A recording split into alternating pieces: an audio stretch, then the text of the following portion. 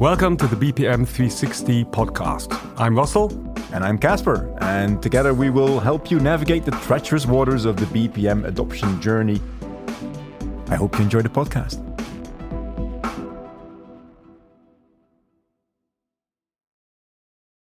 Caspar, episode 3.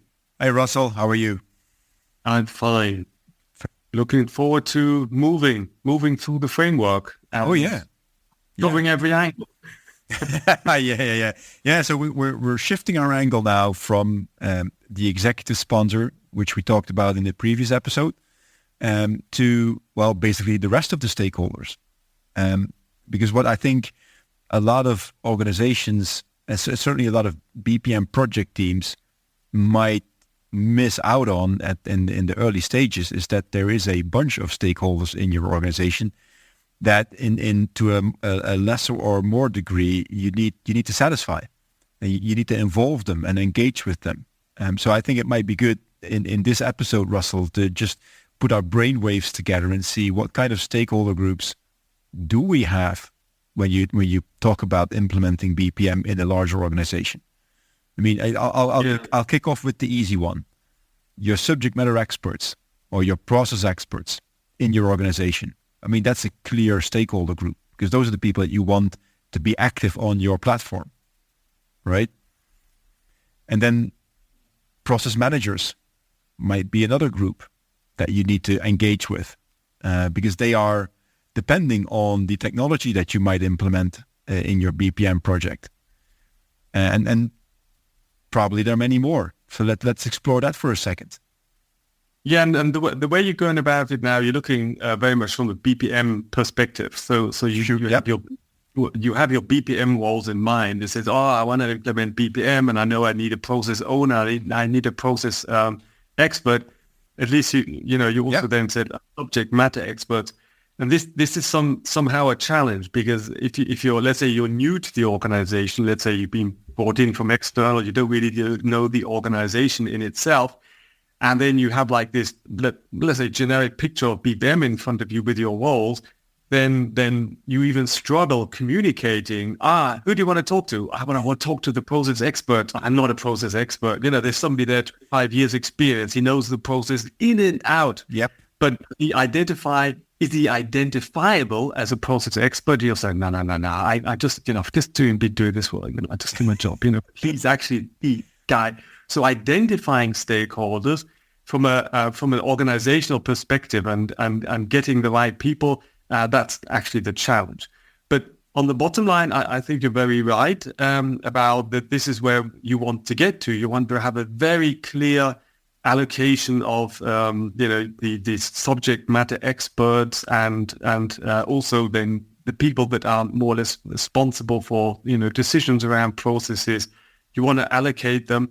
But you also want to get them into these roles, and they're not there yet at the beginning. That's true. Yeah. But let's take it from a different aspect. And we have this also with the sponsorship. We've been briefly discussing this as well and think of it more as if you're like, as a process, you're setting up BPM, then what are the use cases and who are you providing your service to?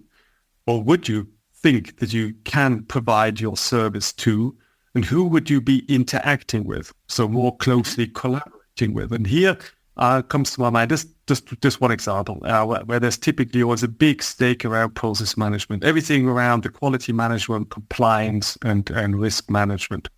They're so closely related. They're also management processes. They're activities around management. Yeah. Mm-hmm.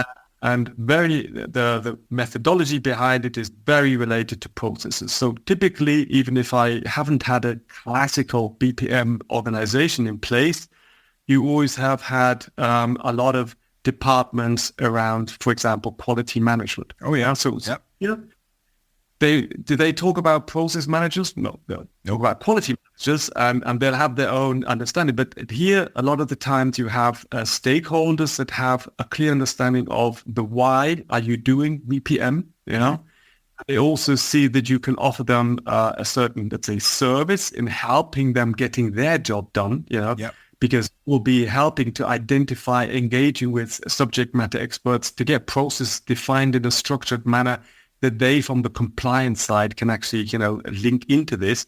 So, and this is so from an identification perspective, I think from a BPM, you have to think about what are the use cases and services you want to provide, and who are then the departments and people you need to interact with, and who will be consuming, but all it was a collaboration of providing you their services in order to get something jointly, collaboration-wise done together.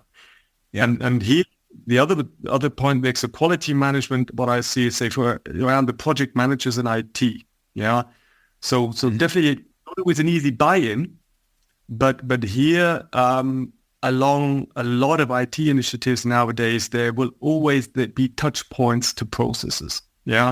And understand here we have like the key user, the definition of key users, which are very closely related sometimes to what we see as like subject matter experts and process experts. Like it's not one-to-one the same, but coming close. So digging into the way, the procedures and methods around the project management and big IT transformations, and then also here identify stakeholders. No, that's absolutely true. Or the topic of is actually something I think you need to look at independent from the classical view, the BPM view on process experts and process owners. No, I totally agree, and I think that quality management is a very good example. I think risk management is a similar example, where you very often see that risk managers have a very good grasp on the kind of risks that are identified and exposed in an organization, and they also have typically a very good grasp on the process landscape and where these risks occur. The bottleneck and the challenge that they often have is that the process landscape that they have in mind and that they have captured typically somewhere in an Excel list maybe is not the same as the one that you have maybe documented in your BPM platform, and that's just that's waste. That's a pity. That should be aligned. It should be the same source where you start from. There's only one process landscape in an organization. There's not multiple ones. There's just one. So one of the things that I believe is very important when you start a BPM initiative anyway is to do this big stakeholder mapping exercise. It's I think it's a very well known concept from project management, where you basically say, okay, let's take inventory of all of the stakeholders that we can think of. And yes, I started out from the BPM side, clearly, just to get started, but you have them from every angle in the organization. And then identify what is their attitude towards BPM. Are they positive or negative? And what is their influence on the decision making? Is that big or small? And then based on how you map them in these quadrants, you're going to have a pretty good view on how your stakeholder engagement plan should look like. So that's I normally say that's part of the political game that goes on around any big project in an organization, but it needs to get done. Otherwise, you have no idea where your friends are in the organization and where your pitfalls might be.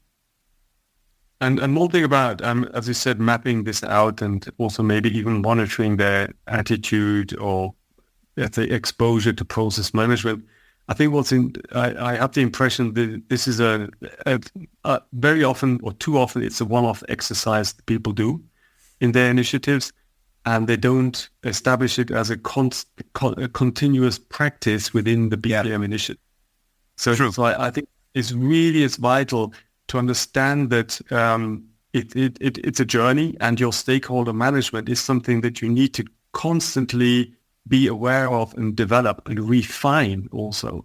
So from not just from somebody's changed department or there's somebody new in the risk department, now their attitude to BPM has changed. Let's say that's tactically something you also need to keep absolutely on your stakeholder and sponsorship level. If all the CEOs changed, have you good? Was that bad?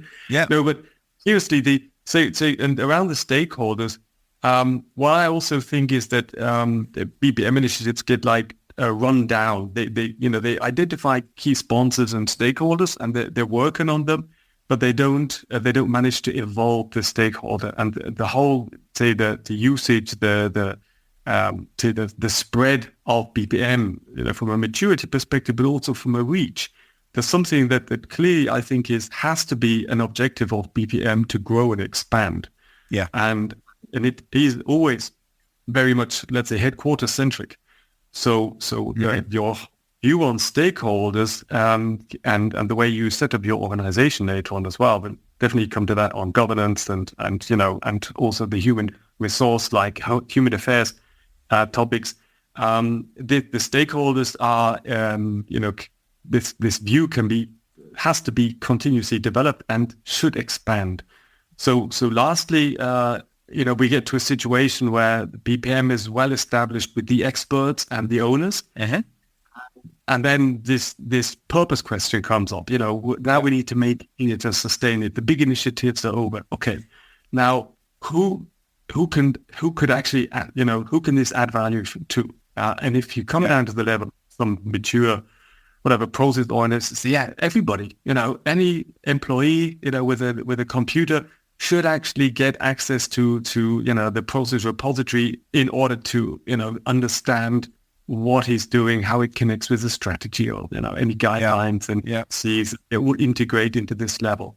From a context from, compliance down to operations. Fantastic. But look at that from a stakeholder perspective. What does that mean? You have to go down to the level of actually, any resource but actually working in the context of processes, executing them, check what is actually what service BPM is providing them, and how far do they also have some, let's say, voice in your reception of, are you doing a good job or not as BPM? Yeah. And here I think then really getting more advanced techniques of having, continuous surveys on your communities you have then, and seeing the whole community as a stakeholder. Yeah, ultimately. Yeah, not just that I do it for the two people that are paying me the money, but really extending this view on stakeholders more into what is the community are we actually building here, and how can we maintain this community and continuously work with them. Stakeholder goes in a different dimension. So interesting example here. At the moment that you start working with a larger group and a wider group of stakeholders, also cultural aspects come into play. I'll give you a very, very simple example. In my previous company, as you know, we had set up BPM on quite a high maturity level, certainly from a process point of view. So we started venturing out in other topics that we could include into our BPM platform to make things easier. And the one thing that we came up with was what we called the corporate requirements. So on the head office level, I think it was the internal control department, they drafted maybe a 15-page document that for each functional domain said, these are the rules thou shall live by. If you want to buy something, thou shall make a purchase requisition. Well, these kind of internal requirements. And I've spent like the Bible. It's almost like the Bible. Yeah. But the interesting thing with that is that a lot of these requirements tie in directly into your business processes. The fact that you need to make a purchase requisition is something that is directly translatable to your purchase to pay process. So I've spent a great deal of time with one of the guys in internal control. I said, listen, we can translate this into objects into our BPM platform. I said, and if we do, we can put a governance workflow on it so that every time that one of your global process owners changes one of the requirements, it only has to be done once in our BPM platform, and then everything else will be dominoes falling down. In the end, we had to make a very conscious decision whether or not we wanted to enforce that via our executive stakeholder because, and this is, you'll laugh about this, because it was the assertion of our internal control colleagues that most of the GPOs, the global process owners, simply were not technically adequate enough to do it in our BPM platform. They thought it was hard enough in Word to do that. So it was a cultural thing that we had a whole group of people that we technically simply could not get onto the BPM platform because they only had to do it once a year and the learning curve was too steep. Yeah. And in it by itself, I get that.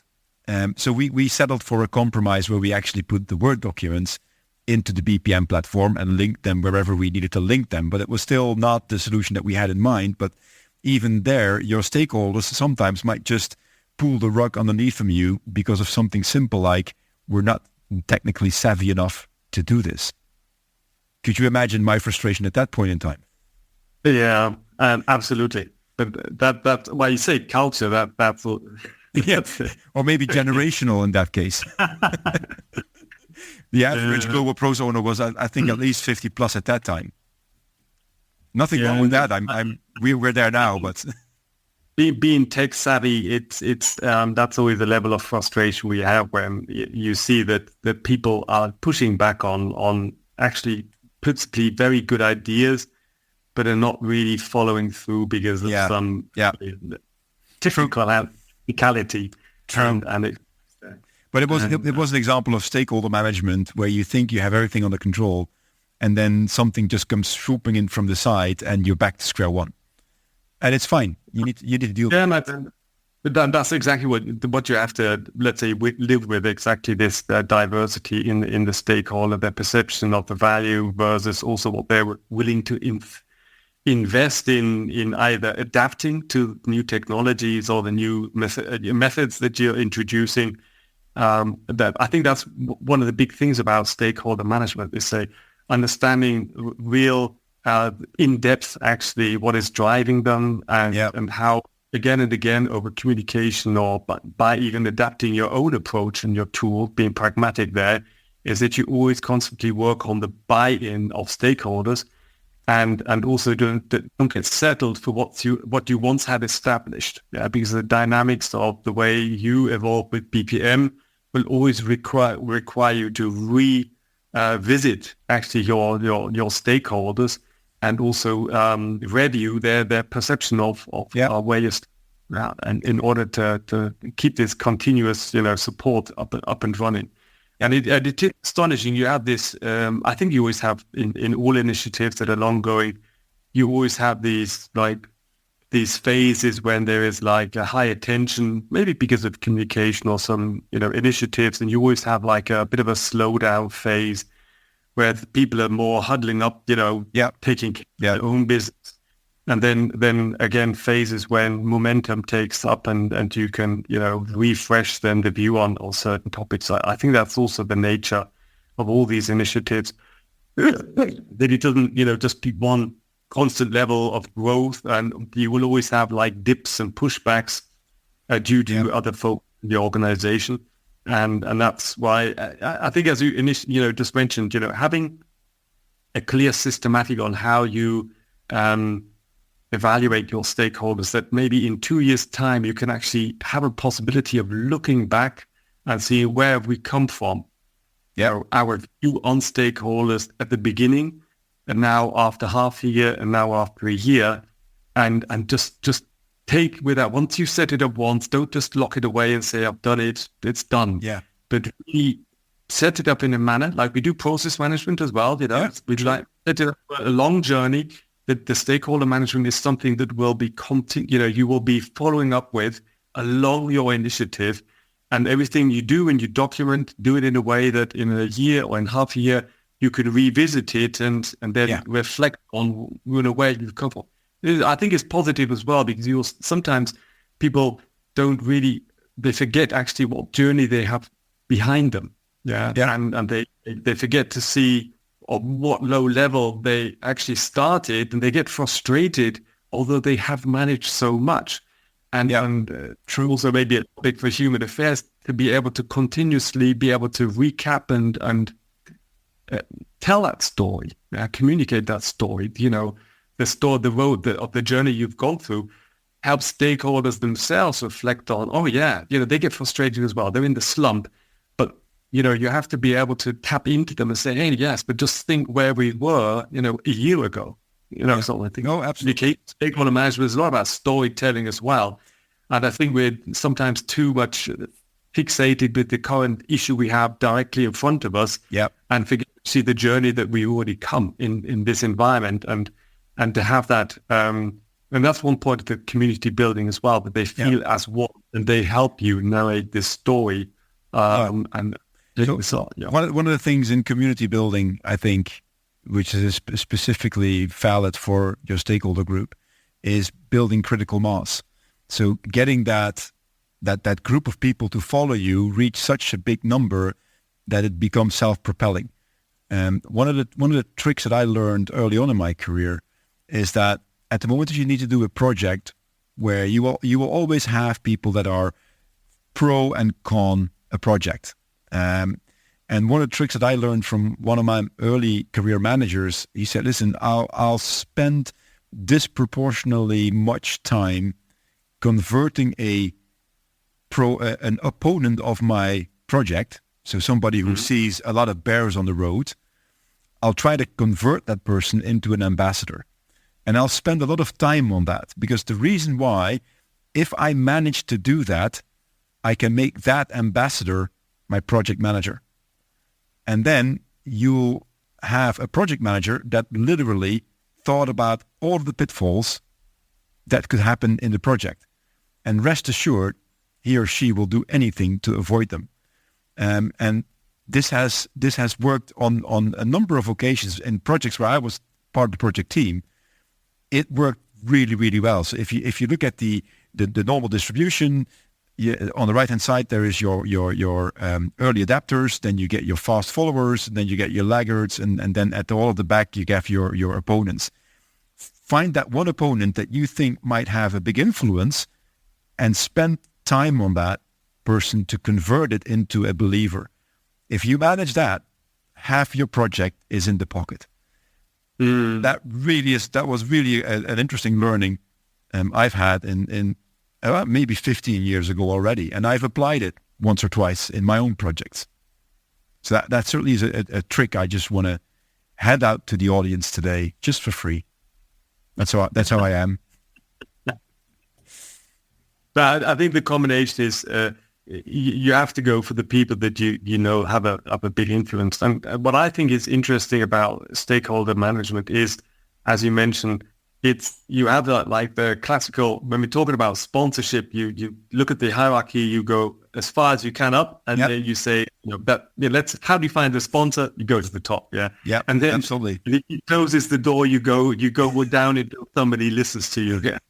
But stakeholders, it's in big organizations, companies, it's a different beast. Yeah, true. So as you said, the early adopters. So where do you identify like your coaches and your real subject matter experts that are that will follow you and really have some value contribution because they really know the organization, and these typically are people that really other people listen to. It doesn't matter which level they are in the organization.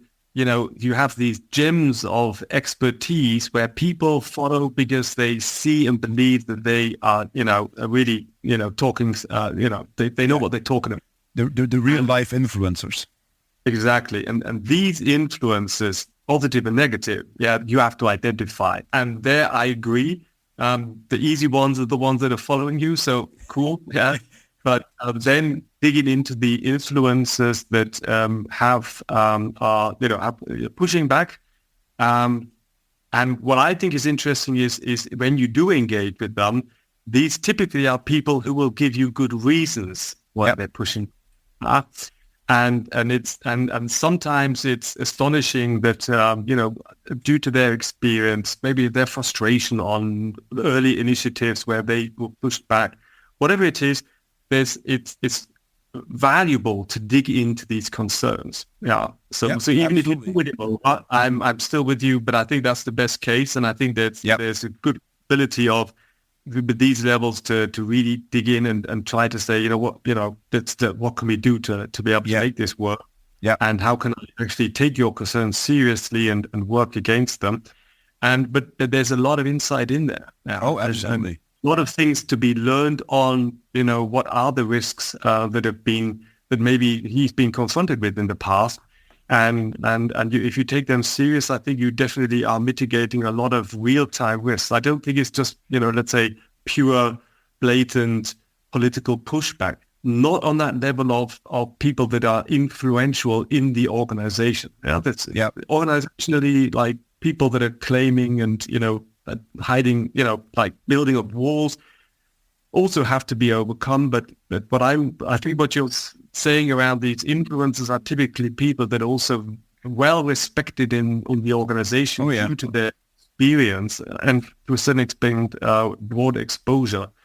And this is I really think that the core of stakeholder management is identifying these people and winning them over and bringing them in to your team, because that really then really accelerates and leverages the whole credibility and the success of this the initiative. Yeah, great. Good point. I think that was an interesting sort of wrap up, Russell.